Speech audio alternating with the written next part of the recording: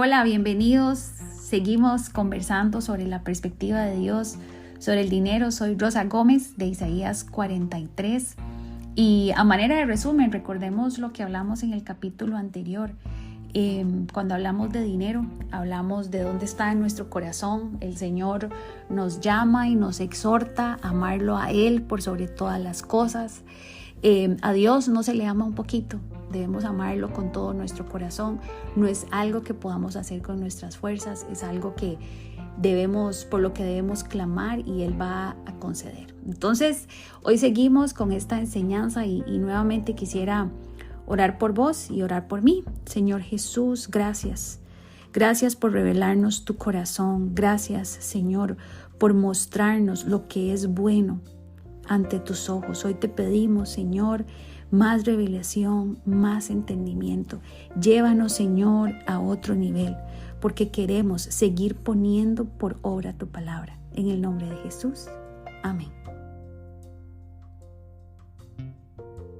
Entonces, seguimos estudiando este tema y es un tema, vamos a ver, esta segunda parte va a hablar de muchas cosas y principalmente va a tratar de un tema que es muy frecuente cuando estamos manejando o administrando nuestro dinero, y es el temor. Antes de entrar en ese tema, creo que es importante que profundicemos aún más en las bases que el Señor nos explica en esta enseñanza. Y hay una base fundamental cuando hablamos sobre Dios y sobre el dinero, y es que dijimos que solo lo amamos a Él, ¿cierto? Y una de las razones por las cuales lo amamos a Él es porque Él es el Dios creador y es el dueño de absolutamente todo. En Deuteronomio 10:14 dice así: al Señor tu Dios pertenecen los cielos y los cielos de los cielos, la tierra y todo lo que en ella hay. En Ageo 2:8 dice: mía es la plata y mío es el oro, declara el Señor de los ejércitos. ¿Quién no sabe que el Señor lo creó todo? ¿Cierto? Es una verdad pues que nos ha sido revelada a los que creemos en Él. Ahora, si Él lo creó todo le pertenece a Él, y todo significa todo. Comencemos por lo más fácil. Mira a tu alrededor, las plantas, los animales, las personas, la tierra. Todo eso que ves fue creado por Dios.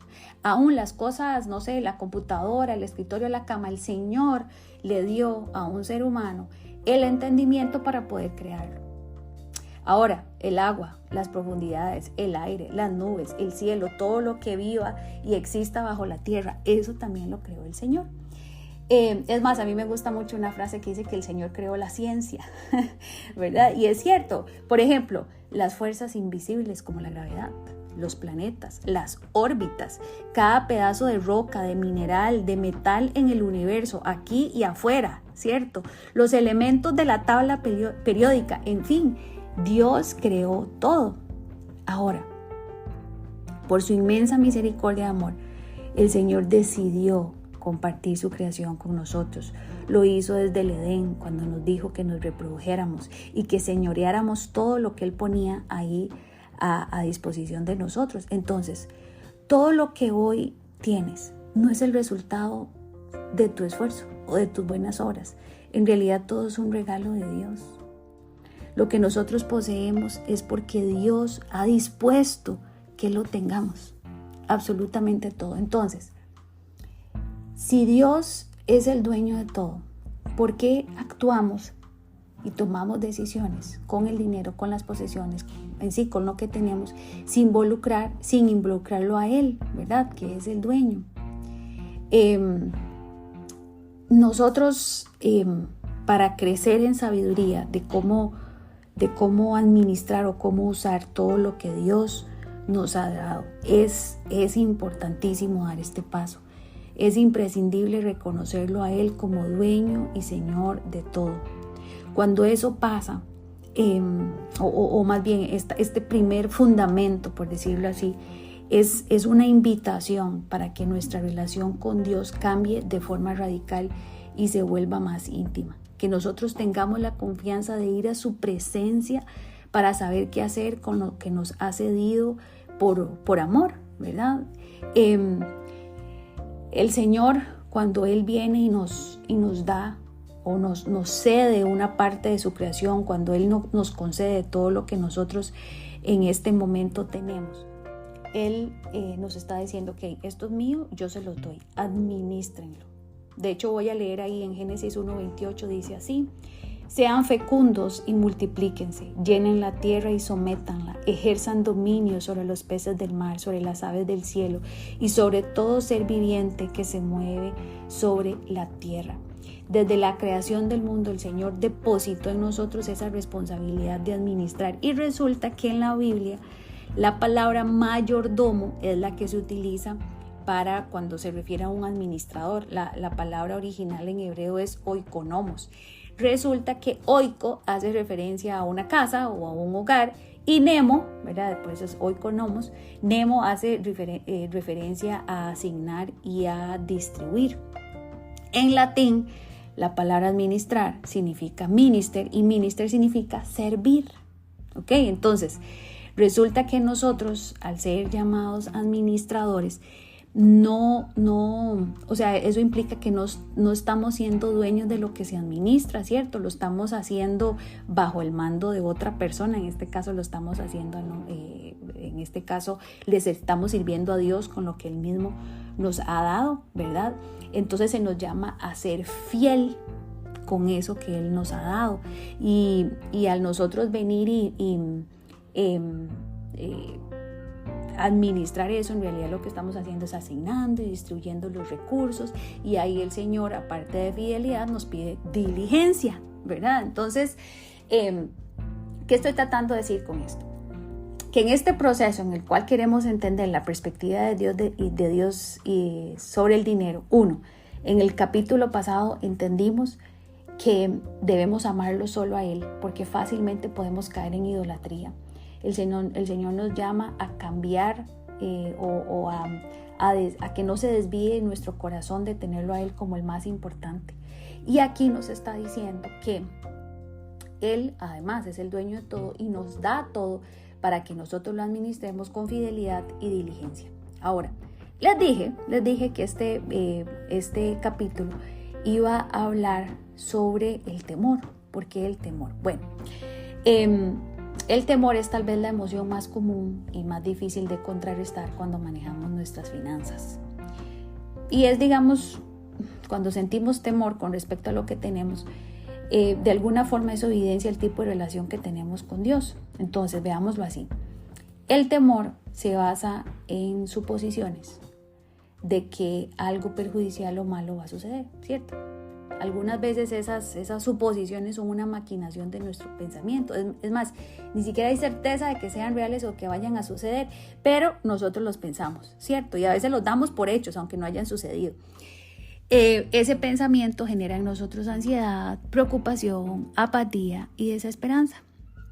Entonces, con respecto a la administración de lo que Dios nos dio, es muy frecuente que nosotros sintamos estas cosas. Ay, no sé si me va a alcanzar.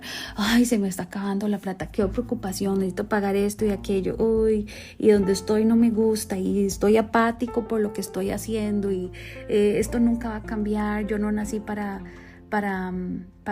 tener las cosas que me gustarían, y porque otros lo logran y porque yo no sé, todos esos tipos de pensamientos, ¿verdad? Que nos surgen.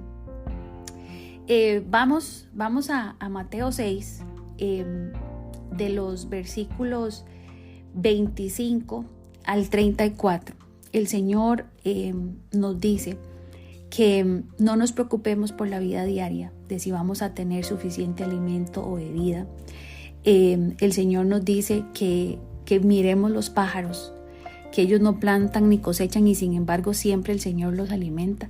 Y nos dice, ustedes son más importantes y más valiosos que esos pájaros. Con sus preocupaciones ni siquiera pueden añadir un solo momento a su vida. O sea, nos está diciendo, ¿por qué se preocupan? ¿Por qué se preocupan por lo que se van a poner? Vean las flores tan bonitas, ¿verdad?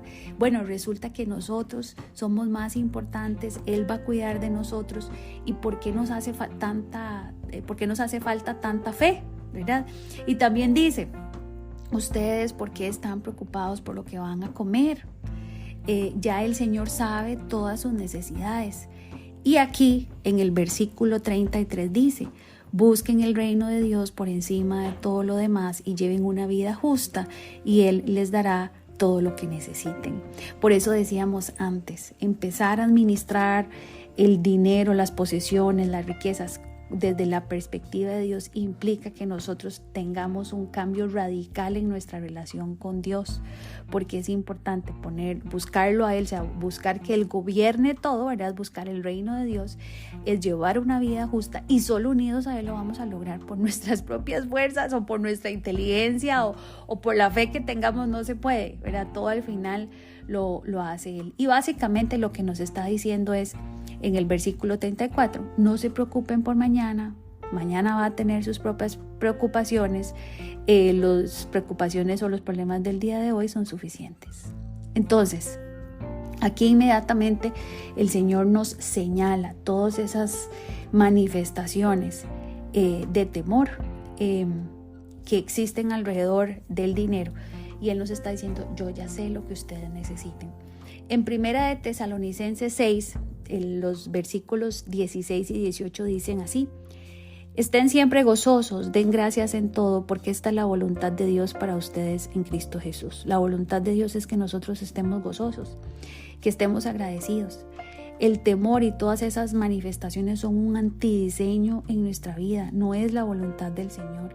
Entonces, en este proceso en el cual queremos manejar las finanzas desde su perspectiva, es preciso que nosotros nos deshagamos de este temor. Y básicamente, ese temor tiene como dos partes. Es como el temor a no ser suficientes y a no tener suficientes. En Lucas 12, del versículo 15 al 21, dice el Señor que nos guardemos de toda forma de avaricia, porque aun cuando alguien tenga abundancia, su vida no consiste en sus bienes. Hoy existe esa concepción de que mi influencia o mi importancia como persona, mi lugar en la sociedad o en la familia, dependen de cuánto tengo yo y a qué edad lo tengo y si, ¿verdad? Y obviamente tiene que ser más y todo el asunto, ¿cierto? Entonces, el mundo nos ha empujado a creer que el tipo de cosas y la cantidad van a definir pues nuestra importancia o nuestro grado de libertad o de tranquilidad. Entonces, eso nos lleva a un temor constante de que si no tengo esto, no soy suficiente y eso no es suficiente porque alguien tiene más, ¿verdad? Entonces, si nuestro valor nosotros lo midiéramos por la cantidad de cosas que tenemos, nuestro valor sería finito. Si las cosas dejan de existir o el valor de esas cosas disminuyera, así nos sucedería a nosotros. Pero eso es una contradicción total con lo que el Señor nos dijo. El Señor dice, su vida no consiste en sus bienes, ¿verdad? El Señor dice que nuestra vida, nuestra existencia no consiste en eso que tengamos, porque resulta que ante los ojos de Dios las cosas distan de ser un verdadero tesoro. Ya lo vimos en el capítulo anterior. Son los tesoros del cielo los que prevalecen. Entonces, Él nos provee a nosotros de lo que necesitamos porque Él sabe que lo necesitamos, ¿cierto? Que es un mundo en el cual hay que pagar recibos y transportarse y comer, pero Él no las provee porque sean una parte importante de nuestra esencia o porque sean necesarias para nuestra salvación. Él simplemente nos la da por nuestra subsistencia, ¿verdad? Entonces, nosotros no podemos dejarnos conducir por el temor de si tengo, de si no tengo, de si soy o no soy suficiente, porque ahí empezamos, a veces consciente o inconscientemente, a poner las cosas materiales en un escalón más arriba que el mismo cuerpo o la vida misma. ¿Cuántas veces nos desgastamos trabajando y pensando y eso nos enferma, ¿verdad? Entonces, si a nuestros ojos la cantidad que tenemos no es suficiente, vamos a vivir o vivimos, ¿verdad?, en ansiedad y en preocupación constante y empezamos a resolver las cosas desde el temor y desde la razón. Entonces, sin darnos cuenta, el corazón se nos va transformando en un corazón muy egoísta. Ahora, El Señor aquí nos dice, yo sé lo que ustedes necesitan y yo sé cuándo lo necesitan. Simplemente nos dice que la preocupación y la ansiedad son inútiles, porque estamos tratando de resolver algo que solo Dios puede. De nuevo, estas enseñanzas sobre el dinero nos llaman a un cambio radical de vida. Un cambio en el que ya no gobierne nuestra razón o nuestra iniciativa, las ideas, sino que nos sometamos en todo a Dios. En Eclesiastés 5:10 dice, quien ama el dinero, de dinero no se sacia. Quien ama las riquezas nunca tiene suficiente. El dinero y las posesiones se asocian a un número, pero nuestra relación con Dios, si nosotros profundizamos y perseveramos en ella, no es un número, es un estado de gracia abundante y sin límite. Y no solo para nosotros, sino para los que están alrededor de nosotros. Porque recordemos que amarlo a Él, ponerlo de primero, someter nuestra vida y nuestras decisiones a Él, ser fieles y ser diligentes con lo que nos está dando, nos lleva a amar también lo que Él ama. Ser suficiente o tener suficiente desde la perspectiva de Dios es una condición espiritual cuando estamos llenos de Cristo, ¿verdad? Entonces, priorizar nuestra relación con Dios es lo que va a propiciar que nuestro corazón sea transformado y que aprendamos a descansar y a confiar en su providencia. Debemos dejar de cuestionar o debemos dejar de nosotros mismos decir cuánto es suficiente. Sometamos eso al Señor. Entonces, yo te invito en este momento a hacer un ejercicio. Haz una lista de los temores que tengas con respecto al dinero o a las posesiones o a la administración de esos, más o menos así como las actitudes o los comportamientos que has adoptado como consecuencia de ellos. Preséntate delante de Dios en oración y entrégale esos temores. Pídele perdón. Pídele al Señor que te conceda nuevamente la gracia de amarlo con todas tus fuerzas y que el Señor te muestre el amor que Él tiene por vos. El temor nos hace actuar como si nosotros no fuéramos hijos del Dios Todopoderoso, que es lento a la ira, que es rico en misericordia. Cuanto más nos acerquemos a Él, más lejos va a estar el temor de nuestro pensamiento y por ende de las decisiones que nosotros tomemos. Hagamos o más bien profundicemos en ese versículo de Primera de Juan 4:18 que dice que en el amor no hay temor, porque el perfecto amor echa fuera el temor. Lo que necesitamos es conocer el amor de Dios. De nuevo, Él se encarga de proveernos porque Él sabe lo que necesitamos y cuándo lo necesitamos. Todo tiene que ser según la medida de Él. Paso a paso, cada decisión es, Señor, ¿qué quieres que haga con esto? Señor, ¿quieres que guarde esto? ¿Dónde pongo mi dinero? ¿Para qué es mi dinero? Esta posesión o este salario, ¿cómo lo distribuyo? Señor, tú eres el dueño de él, me lo has dado. Hoy clamo a ti por sabiduría. Es empezar a tener esa relación de intimidad con el Señor, de todos los días someternos y decirle, Señor, ¿qué necesitas? Eso es tener una relación íntima con Él. Eso es algo que va a cambiar nuestra vida radicalmente, donde vamos a dejar la ansiedad y la preocupación y vamos a vivir confiados y sin temor en un Dios que nos ama.